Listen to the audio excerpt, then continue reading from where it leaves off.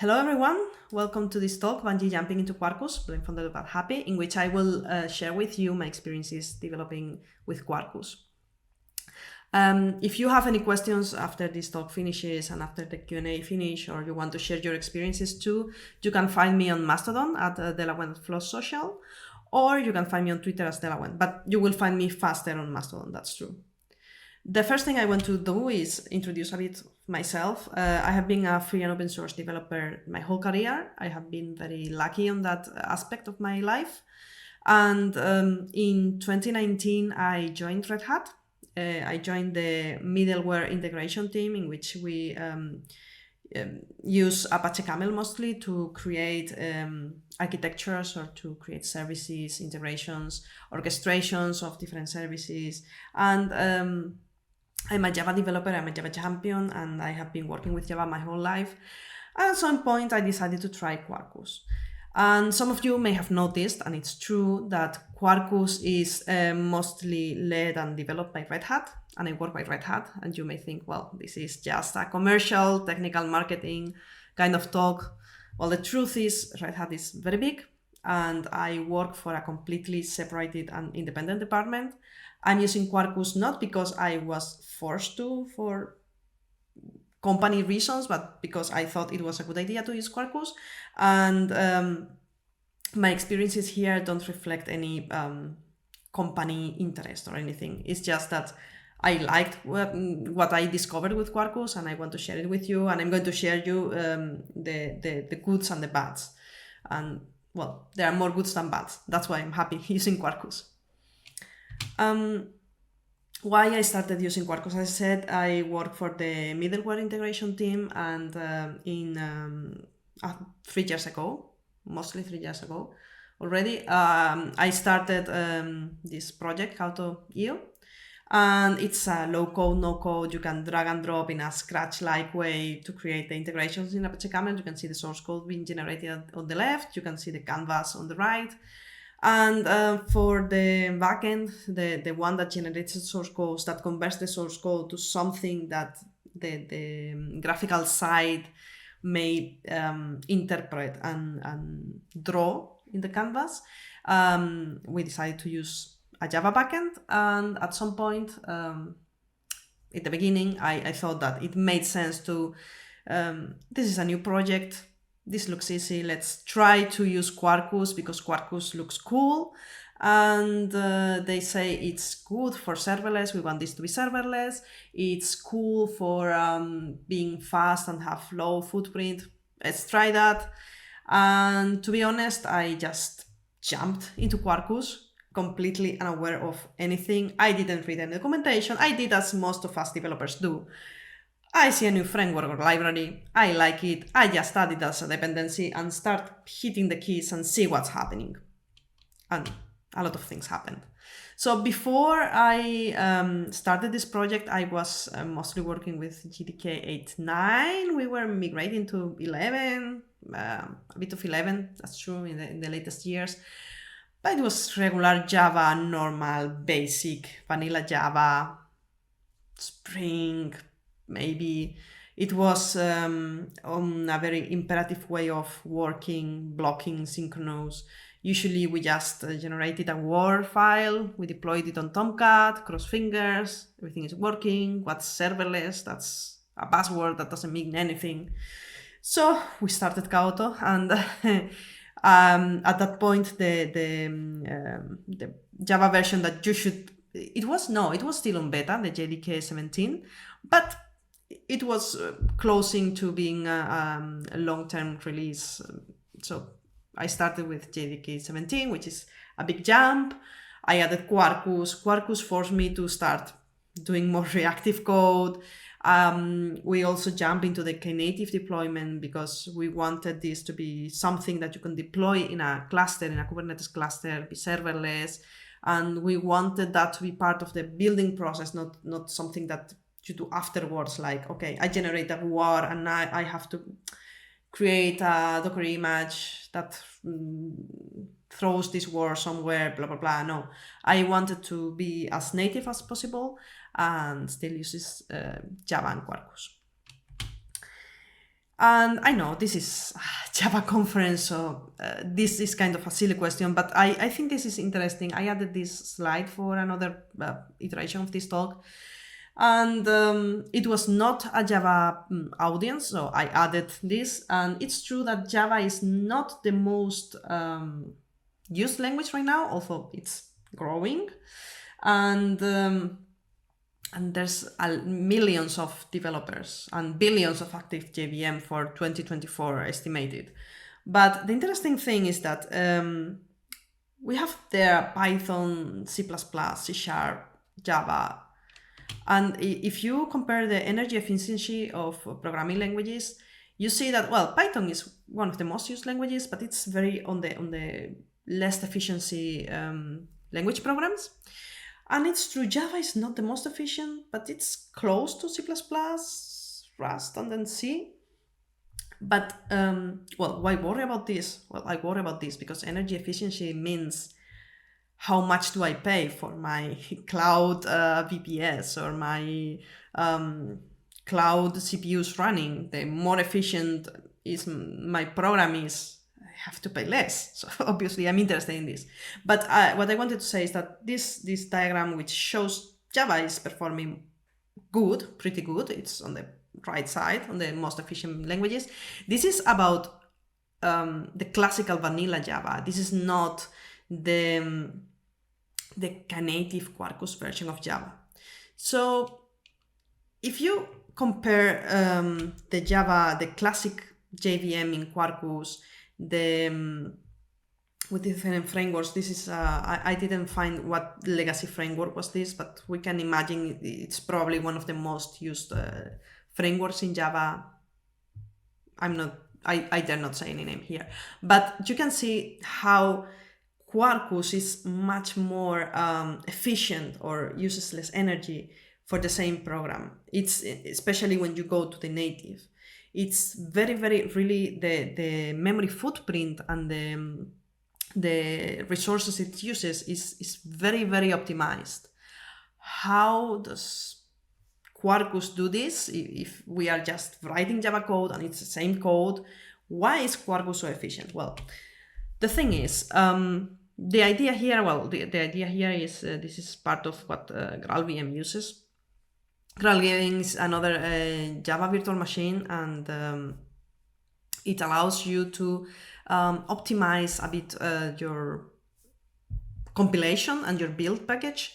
So not optimize the moment of building, but optimize the output of the build. So Java is your program based on Java is much more efficient.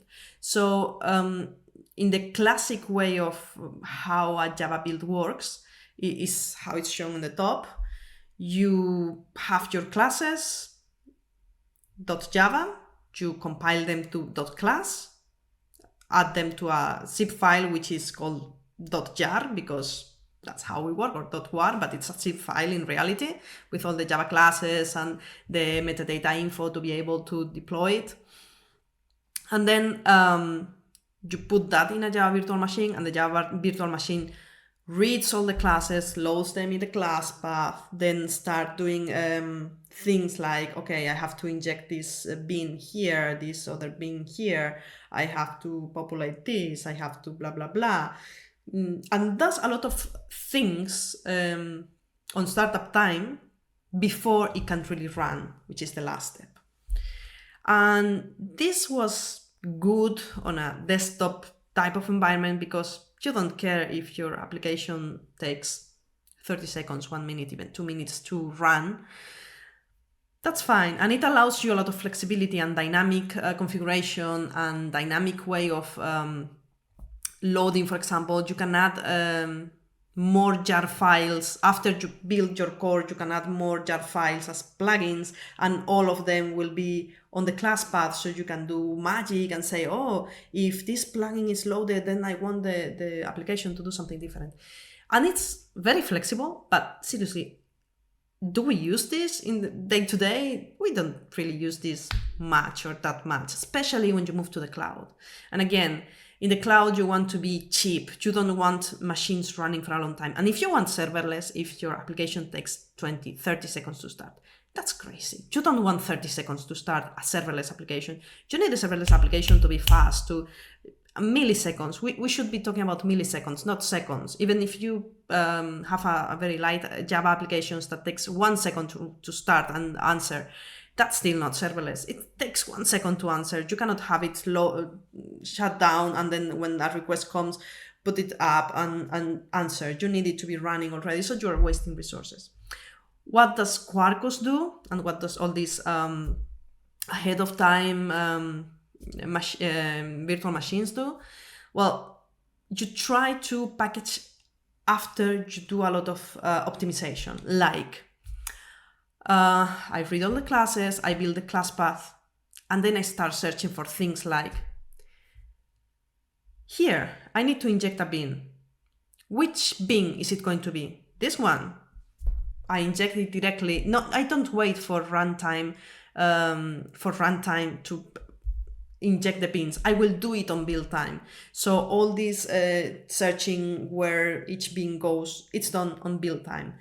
If I see that some classes are not going to be used because no one is calling them, I just remove them from the jar. Maybe I added a dependency, maybe I added some utility dependency that has a lot of classes, but nobody's calling half of those classes. Why are they being added to my jar file? And why are they being added to my class path on runtime? They're just wasting resources. If I see, even inside one class, if I see some functions that they are not being called by anyone, I just remove them.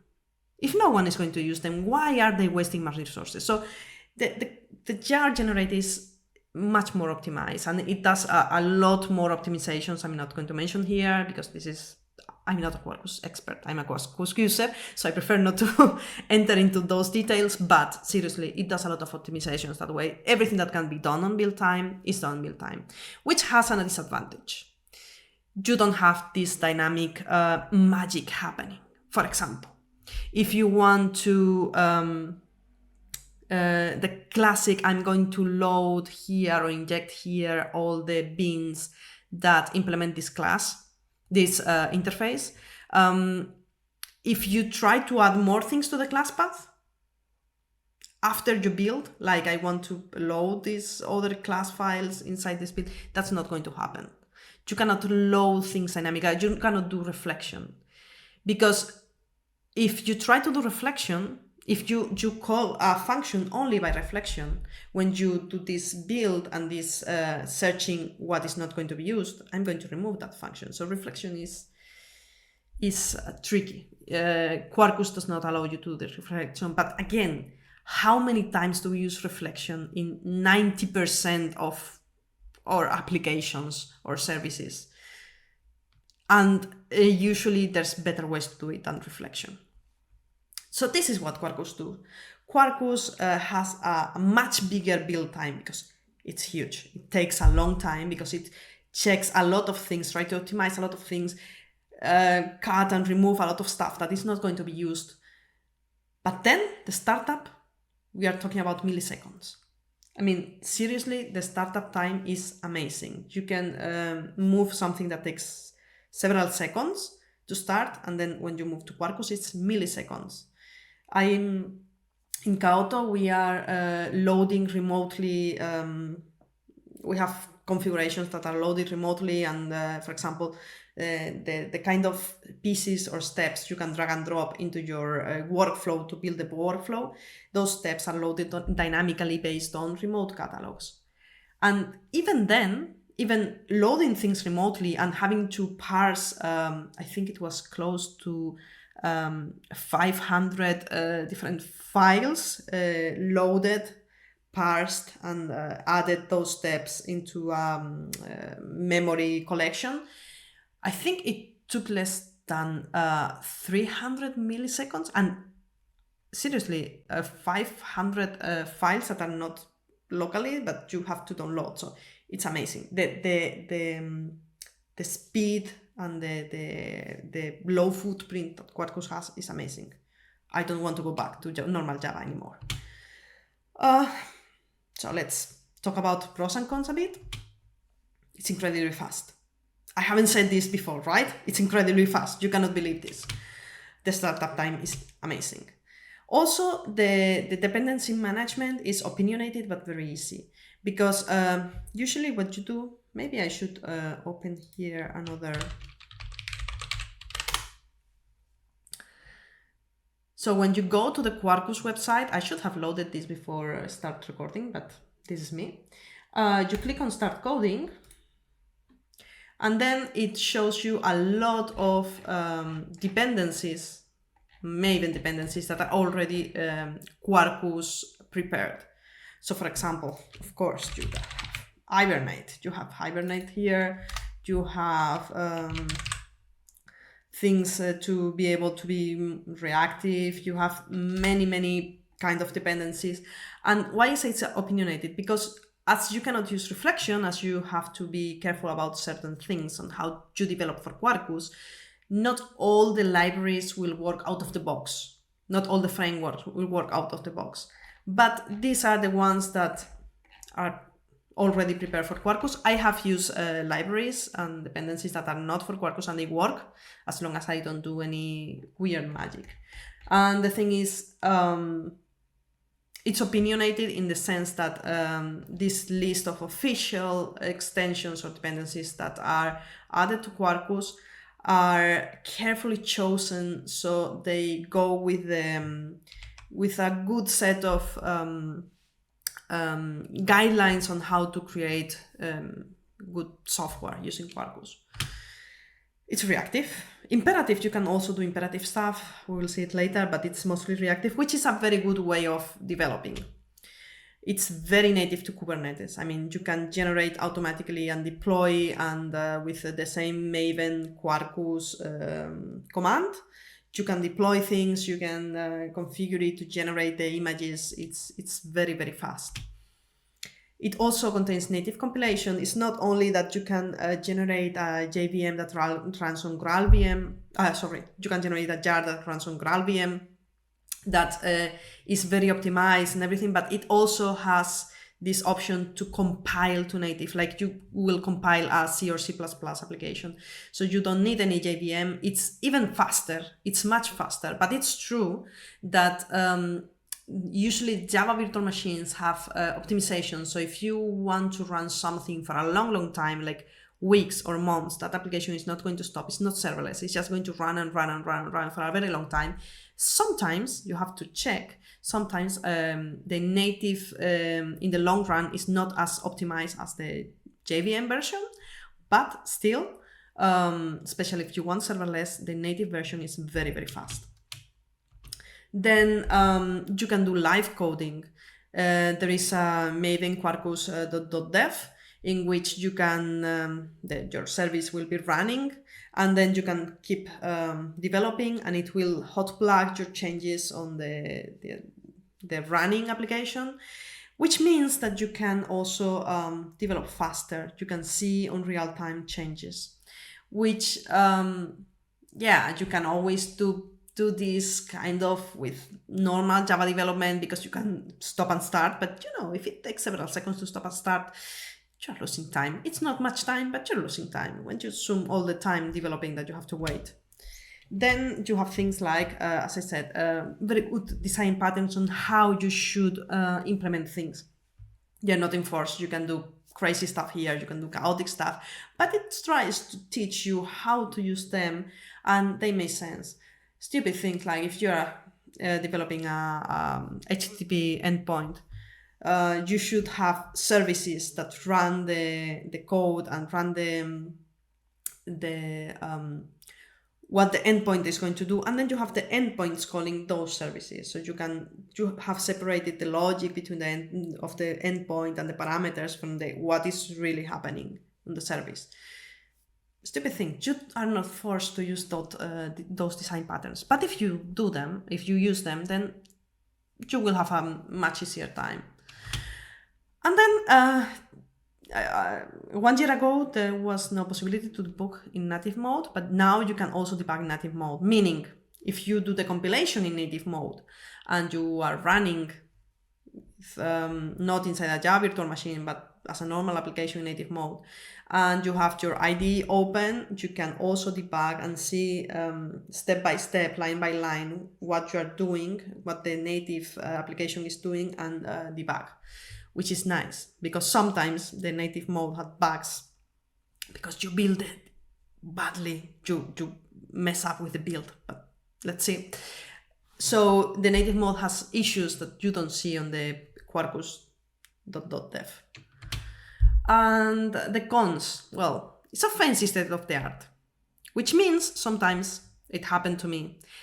This happens less and less. I haven't seen this in a long time, but sometimes you reach something that is not yet done, which is a pro-con, because yeah, it's fancy state of the art, you're using the latest things, sometimes you just reach the border of what is developed and fall to the other side, but then you can help them. I mean, this is open source. You can decide and help them, guide them to implement this thing that is missing, which means you can help define how it's going to be done, so it will fit your use case better. And the biggest con is there is no reflection.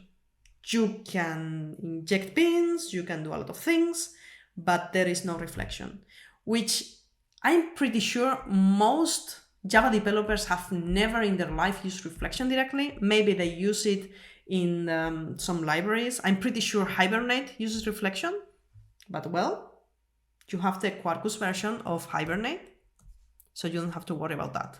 They fixed that, it's working.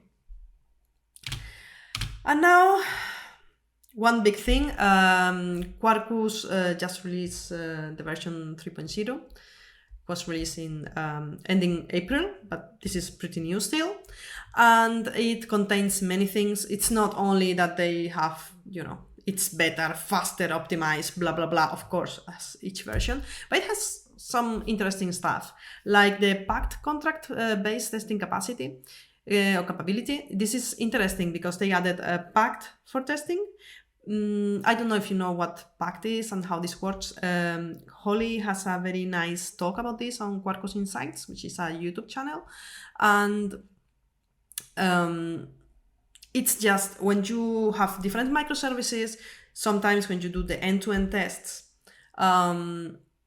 they fail because something changed in the contract of one API and the other does not reflect that change in the contract, in the how they interact with each other. So packed just makes sure that the contract doesn't change. You define the contract this endpoint is going to always return this type of object, and this type of object contains this and this and this and these attributes, and this attribute can never be null, these kind of things.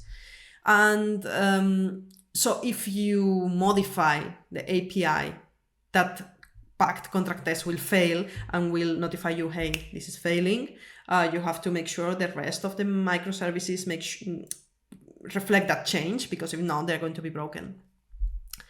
Then they have also added in Quarkus dev services for Kubernetes, which is so you are working in the cloud, you are using a cluster, you are interacting with the cluster, maybe deploying pods, reading stuff, doing service discovery, whatever. The thing is, for dev purposes, you don't usually have a cluster nearby to test, or you have one but it's dirty with development testing stuff. So Quarkus already gave you the ability of the smartest containers, which was already in version 2.0. Which allows you to run a Kubernetes cluster on the fly for testing, but not for the dev mode. The dev mode is this mode I told you before, that you have it running, you are developing, and the changes are hot plugged. So what this does is just, okay, when I run the development mode, I want you to also start a cluster based on Docker. It's similar to Kind. So it's very simple, but I can use it, and it's going to run as long as I run my application. And if I have different microservices and I need all of them to run the same cluster or to work with the same cluster to see how they interact with each other, it has also the option to have service discovery. So if there is a Quarkus application already done running in dev mode with a Kubernetes cluster, then the other Quarkus application that starts in dev mode, instead of creating their own cluster, it's going to use the cluster of the other application. So you can see how they interact with each other, which is a very clean way of working when you are developing in your laptop, and you don't want to connect to an external cluster, or you don't want to worry about having a clean cluster that runs. And also, well, they updated the Jakarta EE, the Eclipse microprofile, and added the Jakarta EE APIs to Quarkus. So what does this mean? Quarkus uses standard APIs and standard annotations. So it's remember the old times of Spring. Spring allows this kind of annotations already, but remember the old times when Spring had their own annotations for auto-wire instead of inject. It's kind of stupid. But the thing is, when you had to move to another framework, you had to translate all that. If you use the standards, you can change the framework, and it's going to be it's supposed to be the same behavior, because the definition of what inject means, for example, or what startup means is generic, is not tied to your framework. So let's see a bit of my messing up and mistakes with Quarkus. One thing I didn't mention, but it's interesting, is that Quarkus have a developer console dashboard by default. So when you run it in production, you don't have this, but when you run it in dev mode, you have an endpoint. I think it's 8080 by default, but don't mind. One endpoint in which you have this kind of developer console. And this has, depending on which extensions and dependencies you're using in Quarkus, you will see different blocks here. This is, for example, this helps you change configuration on the fly on the config editor. This also allows you to check which bins are loaded and the properties of those bins, which is interesting when you're running an application, is not behaving as you expected, and then you discover, well, you're injecting the wrong bin in the service, so it's doing the wrong thing. It's not wrong, it's just you did it wrong. But yeah, Quarkus is always right. So there's a lot of things, and depending on if you're connected to a database via Hibernate and these kind of things, you can explore what is happening on the fly without having to stop and debug to see what is happening. And of course, the kind of information depends on which dependencies and extensions you're using. The first thing I learned in Quarkus, because what I did, as I told you, I didn't read any documentation. I just go to the Quarkus IO, start coding these dependencies. Boom, I have the hello world, it works, I'm happy. Let's start working on my real project, right? No, that's not how it works. Because the first thing I did was create a Maven multi-project, and I start working, everything was working fine. I have the domain package, I have the service package, I have the endpoints package, I have this kind of, domain-driven design. And I have separated projects, everything worked fine. Let's try the native mode, Quarkus dev. It worked until I compiled to native, and it didn't work. Why? Things were not, I was doing as in the Quarkus hello world example. Why is this not working? Why suddenly things are not there? Substitution target. Not loaded. Why is it not loaded in native mode? Well, I was stupid.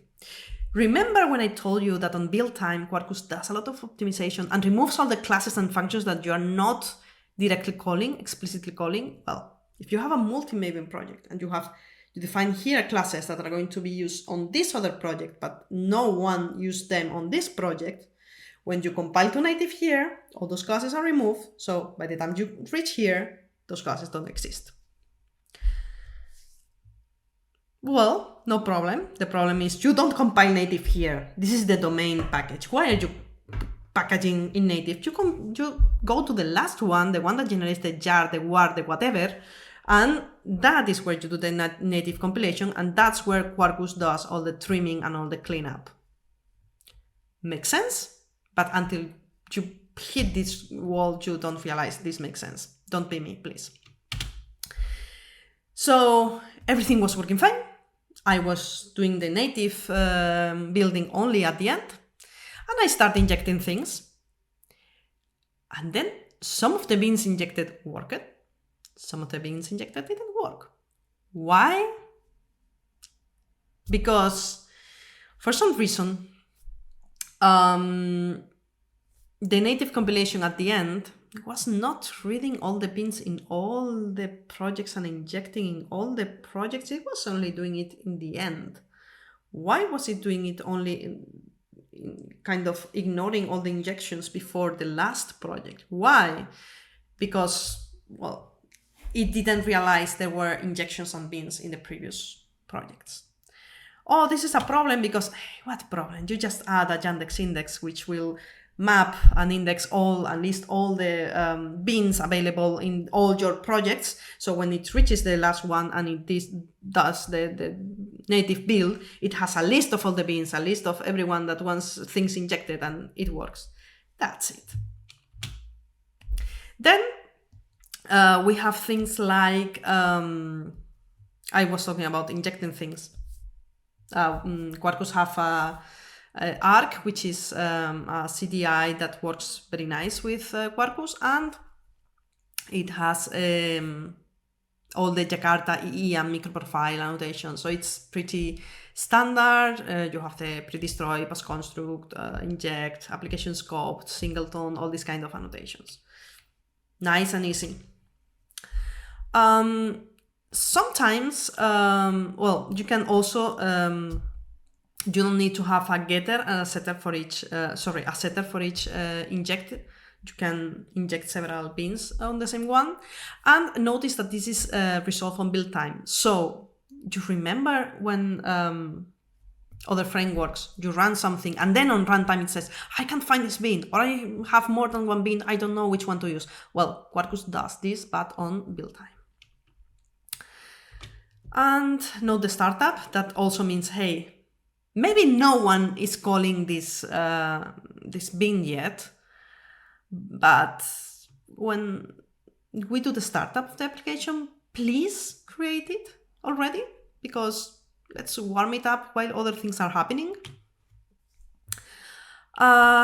This is one thing that was not fully supported by the time I wanted to implement it, which is polymorphing and marshalling. Marshal and marshal, you know, I have several classes that inherit an interface. I have an endpoint that receives this kind of interface class-like thing. How do you deserialize based on the type? Well, you just do this, and it works. There is a much simpler way of, you don't have to explicitly define the JSON subtypes. I have a JSON type serializer and serializer, blah, blah, blah. In normal Java, well, in Quarkus you need it, or at least I needed it by the time I did it.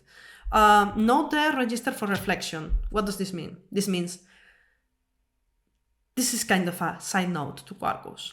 Quarkus, I know no one is explicitly calling this class. I know you want to put it on the trash and forget about it and delete it forever. But trust me, you're going to need this on runtime. So don't remove it. Register this, because this is going to be used. This is a nasty trick, but it works. So yes, reactive. I mean, I wasn't used to work with reactive.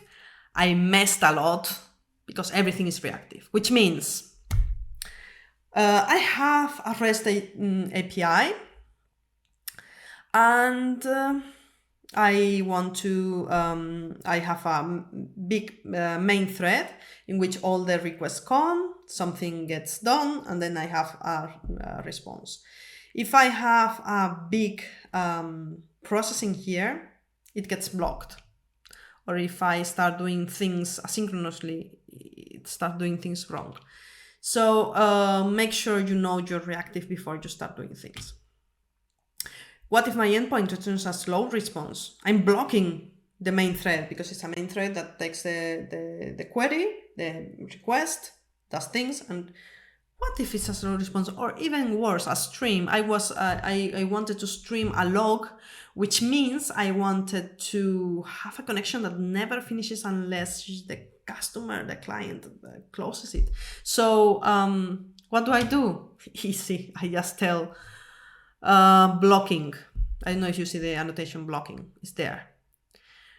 This is blocking, so don't do this on the main thread. Stupid again. Easy. This is the way it's done. But if you don't read the documentation, you're like me, you mess up.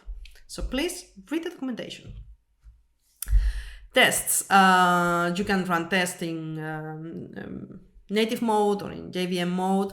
And as I told you, there's many things like running a Kubernetes cluster on the fly, test containers that are very smart, but also we have here the test HTTP endpoint, which means integration resource defines an HTTP endpoint and it has a URL. Well, I'm telling Quarkus that you have to start these tests, and you see there I do a request given when blah blah blah content type post /something. This /something is part of the URI that goes after the URI defined on the integration resource test. Please map this. So if at some point integration resource test change the URI, I don't have to change the full test. I'm just changing the last part. The smartest containers, Kubernetes, but not only databases, messaging, it helps you because usually you don't care what password, port, whatever is being used in testing. You just want a database and connect to it. Well, Quarkus automatically configures these kind of things on the fly automatically without you having to explicitly say things. You can also explicitly say things, but you usually don't care. So all this configuration, port, host, version, blah, blah, blah, blah, they are automatically generated, or you can configure them in properties and everything is automated. It's test containers, but smart. As I said, you can always set with Kubernetes test server, which means please, when I run this test, I need a Kubernetes test server. Create one for me. It's going to be empty. It's going to be very simple. It's going to be plain, but I will have a Kubernetes server there for me to use it. Also, always keep Quarkus upgraded. Don't be me. What does this mean? This means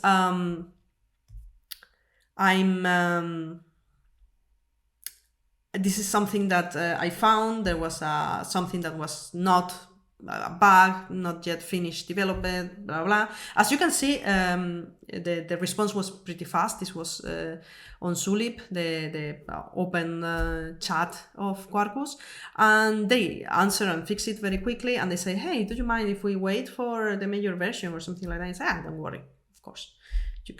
We can wait. And then I several months later, I say, "Hi, why is this not working?